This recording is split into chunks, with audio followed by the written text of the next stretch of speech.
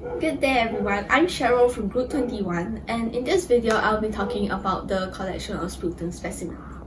So you will need to collect your sputum if your cough suggests that you have an illness caused by bacteria. Such oftentimes would be including bronchitis, pneumonia or even tuberculosis. And also you will need to collect sputum if there is a potentially serious infection that actually affects your lungs that can cause you to cough out blood. There are two types of sputum collection. One is for total analysis and another for microbiological examination. The aim for total analysis sputum collection is for macro and microscopic research of the sputum. And for microbiological, the aim is to look for microflora examination and determination of antibiotic sensitivity. To take a sputum examination, it is always better to collect the sputum in the morning, and I will now show how it should be done. On the eve of the examination, the nurse would come to the patient and explain him the procedures and also hand him a spittoon or a glass container with a lid on it. So now I will be explaining to the patient. So like later you just spit in this in the morning after you brush your teeth. Okay? Okay.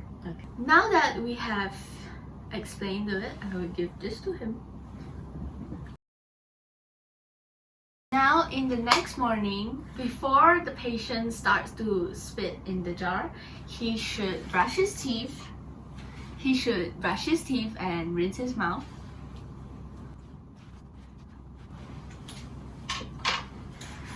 Then he would open the lid and spit in it. Now without touching the edges of the container, quickly cover it and send it to the lab. And that was for the total analysis of sputum collection. For now, we would be doing for bacteriological. So bacteriological would be different because now the nurse is required to wear gloves and a mask and also a cap.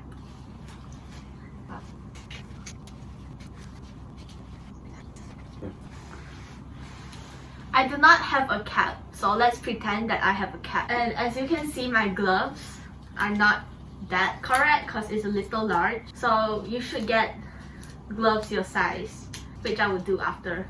The procedure is the same, but for total analysis, the patient will be spitting into it. But for bacteriological, the patient will have to cough into it at least 5 to 6 times, and 5 ml is enough for it to be sent for examination. So just like before, I would tell the patient what he will be doing the night before, and morning before he spits, he would also brush his teeth and rinse his mouth.